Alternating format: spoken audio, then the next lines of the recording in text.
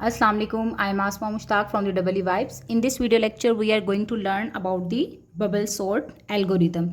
So basically ये जो algorithm है ये यूज़ कर सकते हैं अगर हम array के element को जो है वो arrange करना चाह रहे हैं, चाहे ascending order में या descending order में.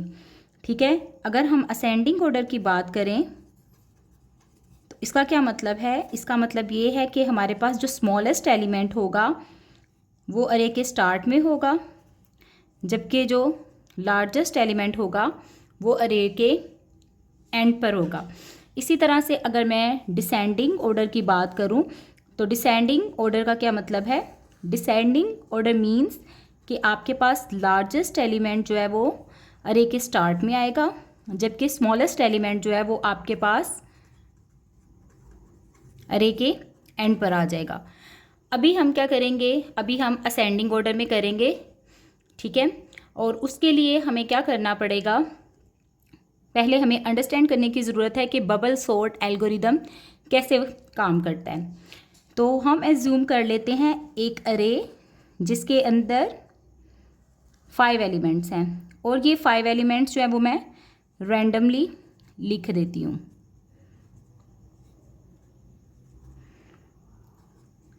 ठीक है, सो अभी मैंने 5 एलिमेंट्स की एक अरे कंसिडर कर ली है जिसके अंदर 5 एलिमेंट्स प्रेजेंट है. अब बबल सॉर्ट एल्गोरिदम जो है वो कैसे काम करता है? ये 2 कंसेक्टिव एलिमेंट्स को पहले चूज़ कर लेता है, सही, और फिर देखता है कि ये अगर आपके पास अरे का एलिमेंट 0 इंडेक्स पर है और ये का अरे का एलिमेंट फर्स्ट इंडेक्स पर है, क्योंकि हम जानते हैं कि अरे का फर्स्ट एलिमेंट हमेशा जो है वो 0th इंडेक्स पर होता है. ठीक, तो वो इन दोनों कंसेक्टिव एलिमेंट्स को कंपेयर करता है. अगर तो अरे ऑफ 0 जो है वो लेस है अरे ऑफ 1 से तो वो उसको एज इट इज़ रहने देगा. लेकिन अगर अरे ऑफ 0 जो है वो ग्रेटर है अरे ऑफ 1 से, यानी कि अपने से कंसेक्टिव एलिमेंट से वो ग्रेटर है, तो वो क्या कर देगा? इनकी पोजीशन को स्विच कर देगा, स्वैप कर देगा. ठीक है, तो अभी अगर आप कंपेयर करो -1 और 9 को, तो आपके पास जो है वो स्मॉलेस्ट एलिमेंट अरे ऑफ 0 पे है और लार्जेस्ट जो है वो अरे ऑफ 1 पे है, इसीलिए हमें स्विचिंग की ज़रूरत नहीं है. आफ्टर डैट क्या करेंगे? आपके पास नेक्स्ट 2 एलिमेंट्स जो हैं उनका कंपैरिजन करेंगे. अब जब आप देखें ये 2 कंसेक्टिव एलिमेंट्स हैं, इनको जब हम कंपेयर कर रहे हैं तो हमारी अप्रोच ये है कि हमने एक राउंड के अंदर जो मैक्सिमम एलिमेंट है उसको एंड ऑफ द अरे के ऊपर लेकर जाना है. ये हमारे पास बबल सॉर्ट का एल्गोरिदम जो है वो वर्क करता है अगर आपने अरे एलिमेंट्स को असेंडिंग ऑर्डर में अरेंज कर दिए हैं. तो अब अगर आप देखें तो हमारे पास ये जो 9 और -4 हैं, इनको हमें क्या करने की ज़रूरत है? इनको हमें स्वैप करने की ज़रूरत है. सो -1 तो ऐसे ही रहेगा, लेकिन जब आपने इन दोनों को कंपेयर किया तो -4 को यहाँ पर आ जाना चाहिए और 9 को यहाँ मूव कर जाना चाहिए. ठीक है, जबकि -5 और 0 जो है वो एज इट इज़ अभी रहे. फिर क्या करेगा? इन दोनों को कंपेयर करने के बाद अब इसने इन 2 नेक्स्ट एलिमेंट्स को आपस में कंपेयर करना है. इन दोनों को जब कंपेयर किया तो अगेन -5 जो है वो स्मॉलर है एज़ कंपेयर टू 9, तो हमें इन दोनों की पोजीशंस को स्विच करने की ज़रूरत है. ठीक है, तो हम क्या करेंगे? Again we will perform the swapping. How कि -5 अब यहाँ पर आ गया, 9 यहाँ पर आ गया और जबकि 0 यहाँ आ गया. ठीक है, और लास्ट में हमें क्या करना पड़ा? इनको स्वैप करने की ज़रूरत है या नहीं, फिर हम चेक करेंगे. अगेन 9 की वैल्यू क्या है? बड़ी है, और 0 की वैल्यू क्या है? स्मॉलर है. तो we will perform the switching और स्वैपिंग. सो आपके पास यहाँ पर -1 आ गया, यहाँ पर -4 आ गया, यहाँ पर -5, 0 एंड 9.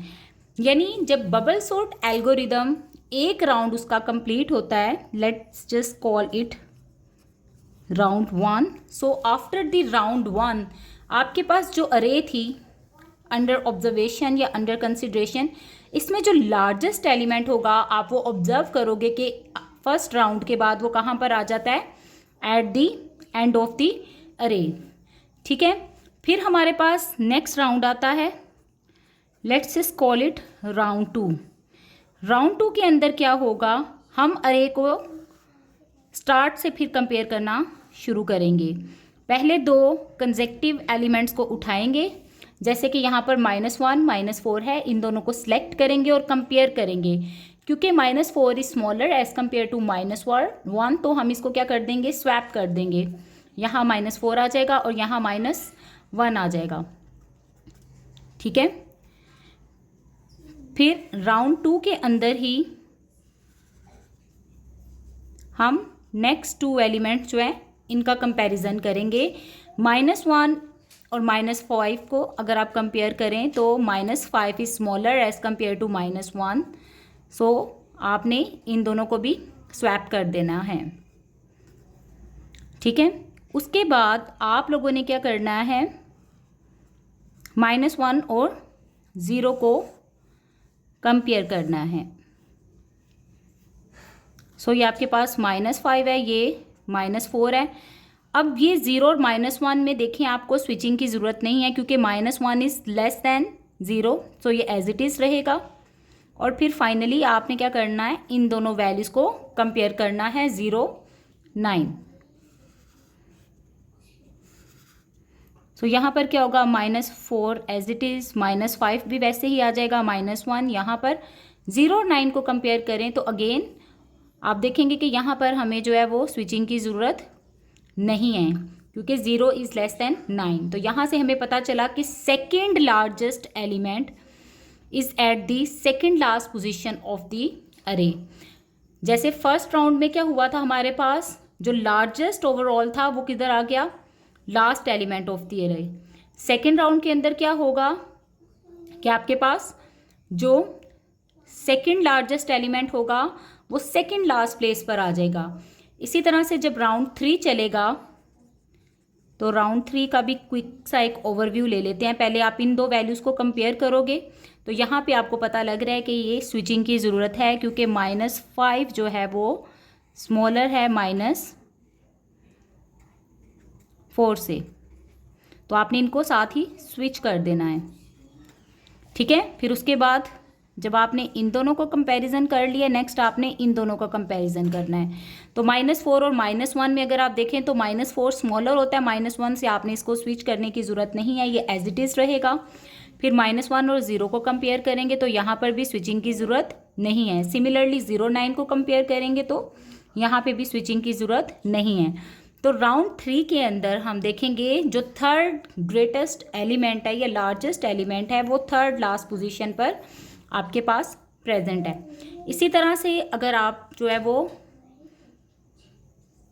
राउंड्स करेंगे, और कितने राउंड्स करने हैं, अगर एज्यूम कर लें आपके पास टोटल 5 एलिमेंट्स की अरे है, तो आपको हमेशा 5 - 1 विच इज़ इक्वल टू 4 जो है वो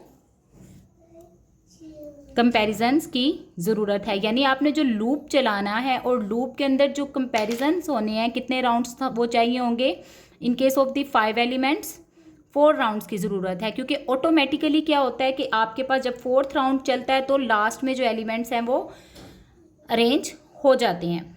ठीक है, क्योंकि आप जब जैसे 2 -1 और -10 है, इनको अगर आप अरेंज करना चाह रहे हैं, ये 3 एलिमेंट्स है, तो आपने जब इन दोनों को कंपेयर किया तो ये आपके पास -1 आ जाएगा, ये 2 आ जाएगा और ये -10, ये एक राउंड आ गया।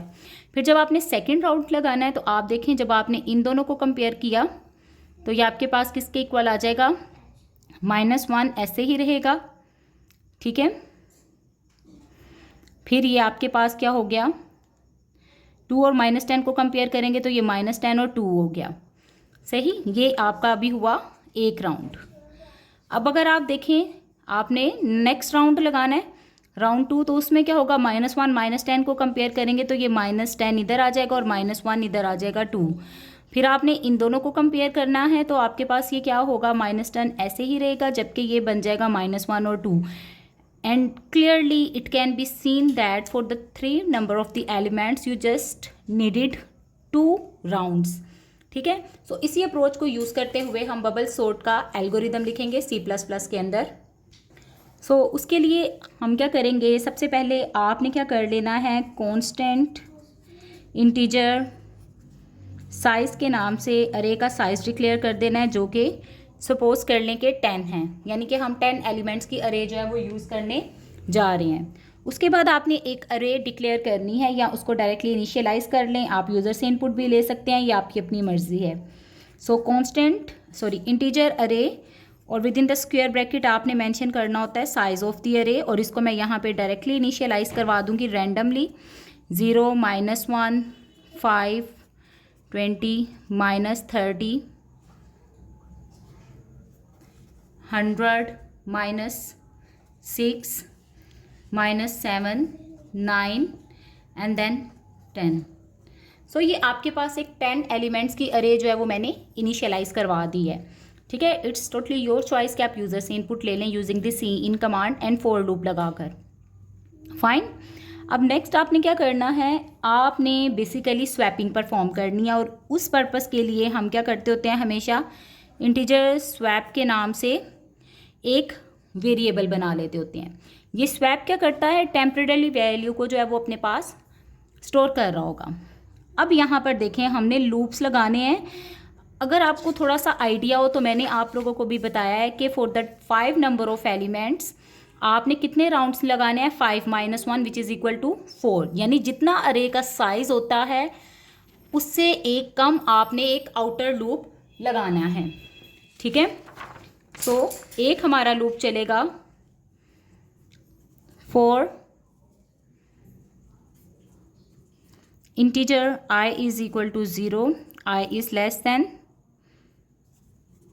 Size -1 and then I plus.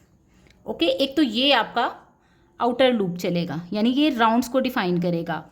और एक आपको लूप किस लिए चाहिए, आपने देखा होगा कि राउंड 1 के अंदर आपने जो कंसेक्टिव एलिमेंट्स को क्या करना है, कंपेयर करना है, उसके लिए हमें एक और लूप की ज़रूरत है। ठीक है, तो उसके लिए मैं लिखूँगी for integer j is equal to 0, j is less than size -i -1 and j plus. ये जो मैंने कंडीशन लगाई है इसको मैं बाद में एक्सप्लेन करती हूँ। और विद इन दिस लूप अब हम क्या करेंगे, हम चेक करेंगे इफ़ अरे ऑफ, यानी कि हम ये चेक करना चाह रहे हैं कि अगर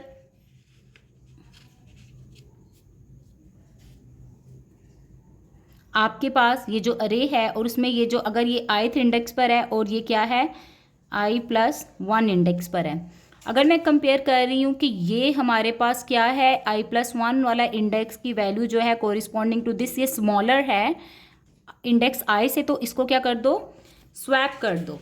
ठीक है, तो वही काम अब हम यहाँ पर प्रोग्रामिंग की टर्म्स में करेंगे। वो किस तरह से, इफ़ अरे of j + 1 is less then अरे ऑफ j, तो आप क्या करें, आप सबसे पहले आपने क्या करना है, स्वैप के अंदर किसकी वैल्यू स्टोर कर देनी है, अरे ऑफ i की। ठीक है, और फिर आपने क्या करना है, अरे ऑफ i में आपने वैल्यू असाइन कर देनी है किसकी, अरे ऑफ j इंडेक्स क्योंकि हम यूज़ कर रहे हैं तो आपने इसको j ही करना है, j+1। और फिर यहाँ पर आप क्या करेंगे, आपने अरे ऑफ j+1 को कौन सी वैल्यू असाइन कर देनी है, स्वैप की। ठीक है, सो ये बेसिकली सारा का सारा काम फॉर लूप के अंदर होना है, जिसमें आपने ये इफ़ कंडीशन लगाई है। तो इफ़ कंडीशन के साथ आपने ये सारा काम कर दिया, ये फॉर जो है वो आपका इनर लूप कंप्लीट हो गया, और एक क्लोजिंग ब्रैकेट आप लगाओगे फॉर के आउटर लूप के लिए, ठीक है। उसके बाद आपने क्या करना है, एंड पर अगर अपनी सॉर्टेड अरे को प्रिंट करवाना चाह रहे हो तो you will have to just print the array, sorted array is, या आपने स्ट्रिंग के तौर पे प्रिंट करवा लिया, और उसके बाद you will just use the for loop for integer k is equal to 0, k is less than size and then k plus plus, और यहाँ पर आपने क्या कर देना है, cout array of k with some space जो है वो आप इसको प्रिंट करवा सकते हैं, that is totally your choice, fine. अब ये जो मैंने कंडीशन लगाई है, यानी कि साइज ऑफ i-1, इसका क्या मकसद है? इसका मकसद ये है कि जब आप देखें आपका फर्स्ट राउंड कंप्लीट होता है, ठीक है, या फर्स्ट राउंड के अंदर लार्जेस्ट एलिमेंट कहाँ पर आ जाता है, एंड पर अरे के जा चुका है, इसीलिए हमें जो है वो यहाँ पर कितने एलिमेंट्स को कंपेयर करने की ज़रूरत है, शुरू में तो यहाँ तक अरे के साइज -1 पे, ठीक है। यानी अगर आपके पास साइज़ की वैल्यू क्या है, साइज़ इज इक्वल टू 10 है, और आपका लूप चलेगा कहाँ से कहाँ तक, आपने लिखा है साइज माइनस i-1, तो साइज़ कितना है 10, जे इनिशियली क्या है 0, -1 यानी कि 9, तो बेसिकली कहाँ तक चलेगा आपके पास, 9th एलिमेंट्स तक आप कंपेयर करते हैं, क्योंकि जब आप 9th इंडेक्स तक कंपैरिजन करते हैं तो वो ऑटोमेटिकली क्या होता है, लास्ट 2 एलिमेंट्स अरेंज हो जाते हैं, और फर्स्ट राउंड में लार्जेस्ट एलिमेंट अरे के एंड पर आ जाता है। जब राउंड 2 चलता है तो राउंड 2 के अंदर क्या होता है आप लोगों के पास, कि जो सेकेंड लार्जेस्ट एलिमेंट होता है वो सेकेंड लास्ट प्लेस पर आ चुका होता है। सो अब आपको जस्ट इन वैल्यूज़ को कंपेयर करने की ज़रूरत है। इसी तरह से क्या होगा, जब आपका थर्ड राउंड चलेगा तो आपके 3 जो लार्जेस्ट एलिमेंट होंगे वो एंड ऑफ द अरे पे आ चुके होंगे, और अब आपको बाकी सिर्फ इन एलिमेंट्स को कंपेयर करने की ज़रूरत है। सो इसीलिए जो मैंने कंडीशन मेंशन की है कि साइज -i-1 तक जो है वो इनर लूप चलना चाहिए। Thank you for watching.